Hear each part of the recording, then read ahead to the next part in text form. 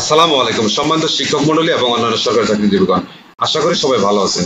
বিজ্ঞান শিক্ষা চ্যানেলের পক্ষ হতে সবাইকে স্বাগত জানাচ্ছি। সেই সাথে আজকের ভিডিও শুরু করছি। আজকের বিষয় কিভাবে সরকারি চাকরিজীবীদের মাসিক বেতন ভাতার বিল করা হয় সে সম্পর্কে। আমি এখানে কিভাবে শিক্ষা অফিসে প্রাথমিক বিদ্যালয়ের শিক্ষকদের মাসিক বেতন ভাতার বিল করা হয় সে সম্পর্কে আলোচনা করব। তো আমি একজন সহকারী শিক্ষকের মাসিক বেতন বিল কিছু হিসাব করে দেখাচ্ছি। গ্রেড 13 প্রশিক্ষণপ্রাপ্ত প্রশিক্ষণবিহীন সকল শিক্ষক। তো 1 জুলাই 2024 সালে যদি কোনো শিক্ষকের ইনক্রিমেন্ট সহ মূল বেতন 14,050 টাকা হয়, তাহলে তার মাসিক মোট বেতন ভাতা হবে নিম্নরূপ। তো চলুন আমরা দেখি। আচ্ছা, একটি বিষয় আপনারা মাথায় রাখবেন, প্রাথমিক শিক্ষকদের বেতন মূলত 3 ক্যাটাগরি হয়ে থাকে, শুধুমাত্র বাড়ি ভাড়া পার্থক্যের কারণে। কি কি সেগুলো? 1, ঢাকা সিটি কর্পোরেশনের জন্য একরকম। 2, ঢাকা সিটি কর্পোরেশন বাদে অন্যান্য সিটি কর্পোরেশন ও সাভার পৌর এলাকার জন্য একরকম। 3, এগুলো বাদে অন্যান্য স্থানের জন্য একরকম। তো আরও কিছু সুবিধা আছে, সেটা হচ্ছে পার্বত্য জেলাসমূহের জন্য পাহাড়ি ভাতা। তো চলুন আমরা একটা করে দেখি।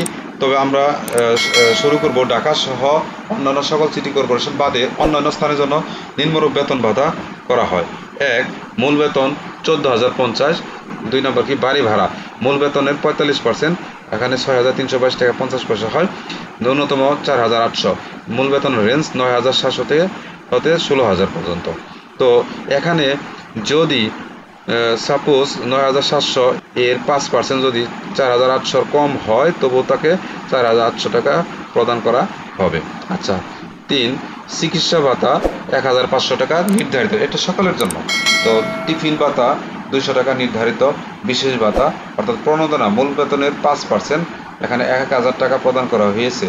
এখন যে 14,050 টাকা এর 5% যদি 1,000 টাকার কম হয়, তাহলে এখানে 1,000 টাকা প্রদান করা হয়েছে। তো 6, শিক্ষা সহায়ক ভাতা ধরি একজন সন্তানের জন্য 500 টাকা এখানে ধরা হয়েছে। 2 সন্তান থাকলে 1,000, সন্তান না থাকলে 0 এখানে ধরবেন, যার যেটা প্রযোজ্য। 7, পাহাড়ি ভাতা মূল বেতনের 20%। আচ্ছা, এখানে 00, এটা শুধুমাত্র পার্বত্য জেলাসমূহের জন্য। এখানে আরও কিছু নিয়ম রয়েছে।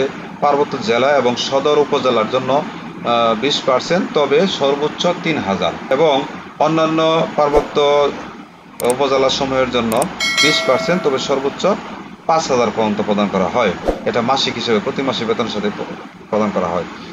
আরও ভাতা যদি থাকে, অন্যান্য চাকরিজীবীদের যে ভাতাগুলো আছে, যেমন ধরেন কার্যভার ভাতা, তারপর আছে যাতায়াত ভাতা, ধুলাই ভাতা, ঝুঁকি ভাতা, যার যেটা প্রযোজ্য সেটা এখানে অ্যাড করে নিতে পারেন।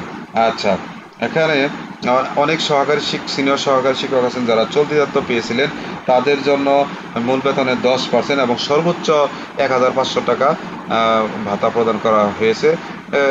সেটা খুব কম সংখ্যক, সকলের নিয়মিত যেটা পান সেটাই আমি আজকে হিসাবে দেখাচ্ছি। সম্মানিত শিক্ষক মণ্ডলী, আমি আপনাদের দেখাচ্ছি বাড়ি ভাড়ার সারণীটি।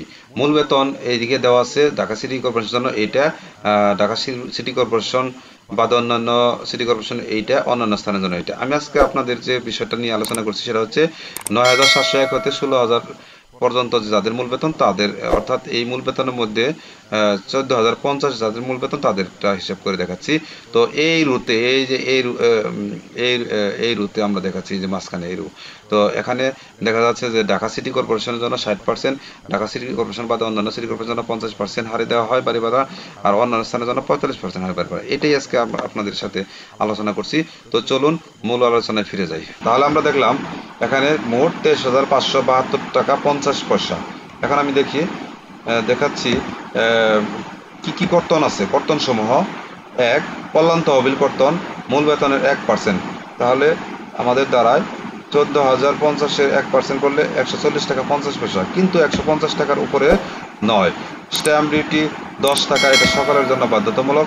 জিপিএফ জমা ধরি 2,000 টাকা, এটা আপনার মর্জির উপর নির্ভর করে মূল বেতনের, তবে কন্ডিশন আছে মূল বেতনের 5% থেকে 25% এর মধ্যে হতে হবে, এর বেশি হওয়া যাবে না। অন্যান্য কর্তন 0, অর্থাৎ এইটা হচ্ছে আপনি যদি কোনো ভবিষ্যৎ তহবিল হতে যদি কোনো লোন নিয়ে থাকেন, তাহলে এখানে মাসিক কর্তন হিসেবে রেখে দিবে এটা। তো মাসিক এটা বাদে মাসিক মোট কর্তন 2,150 টাকা 50 পয়সা। তাহলে এই কর্তন বাদ, মোট কর্তন বাদে একজন শিক্ষক কত টাকা পেতে পারেন। মাসিক মোট বেতন হচ্ছে 23,572 টাকা 50 পয়সা, মাসিক মোট বেতন 2,150 টাকা 50 পয়সা, তাহলে মাসিক প্রাপ্য বেতন 21,422 টাকা। আচ্ছা, এখন আমি দেখাচ্ছি ঢাকা সিটি কর্পোরেশন বাদে অন্যান্য সিটি কর্পোরেশন এবং সাভার পৌর এলাকার জন্য নিম্নরূপ। আচ্ছা, এক, মূল বেতন 14,050, একই বাড়ি ভাড়া মূল বেতনের 50%, দেখেন 50% 7,025 টাকা হয়, ন্যূনতম 5,400 টাকা। আচ্ছা, চিকিৎসা ভাতা যা তাই, টিফিন ভাতা আগের মতোই, বিশেষ ভাতা এটাও আগের মতো, শিক্ষা সহায়ক ভাতা এটা আপনার সন্তানের উপর নির্ভর করবে, পাহাড়ি ভাতা এটা ওই যে আগের মতোই, পাহাড়ি শুধু পার্বত্য জেলাসমূহের জন্য প্রযোজ্য, মাসিক মোট বেতন 24,275 টাকা। এখানে আর নতুন করে বোঝানোর কিছু নেই, আগের মতোই। তো এখানে কর্তন সমূহ কি দেখি, কর্তন সমূহ কি আছে দেখেন, কল্যাণ তহবিল কর্তন আগের মতো যা তাই, স্ট্যাম্প ডিউটি যা তাই, জিপিএফ এটা আপনার উপর নির্ভর করে, অন্যান্য কর্তন জিরো, এখানে আগের মতোই 2,000, মাসিক মোট কর্তন 2,150 টাকা 50 পয়সা। আচ্ছা, এখন আমরা দেখতেছি মাসিক মোট বেতন 24,275, মাসিক মোট কর্তন বাদ দিলে তাকে 22,124 টাকা 50 পয়সা। আচ্ছা, এখন আমরা দেখব ঢাকা সিটি কর্পোরেশনে একজন শিক্ষক কত টাকা বেতন ভাতা পান। মূল বেতন 14,050 টাকা, বাড়ি ভাড়া মূল বেতনের 60%, এখানে মূলত পার্থক্যটা 60%, 8,430 টাকা। আচ্ছা, ন্যূনতম 6,400 টাকা। চিকিৎসা ভাতা যা আগের মতোই, টিফিন ভাতা সকলের জন্য একই, বিশেষ ভাতাও তাই, শিক্ষা সহায়ক ভাতা যদি থাকে এটা দিবেন, এবং এখানে কিন্তু আপনার কি পাহাড়ি ভাতা নেই। আচ্ছা, মাসিক মূল বেতন হচ্ছে 25,680 টাকা। তো এখান হতে আমরা কি দেখবো, এখন কর্তন দেখব। কর্তন দেখো সেই নির্ধারিত সকলের জন্য একই, তো মোট কর্তন কত, 2,150 টাকা 50 পয়সা। এখন আমি কর্তন বাদে মোট কত দাঁড়ায় মাসিক প্রাপ্য বেতন, তাহলে দেখা যাচ্ছে 23,529 টাকা 50 পয়সা। এতক্ষণ সাথে থাকার জন্য অসংখ্য ধন্যবাদ। আশা করি ভিডিওটি ভালো লেগেছে।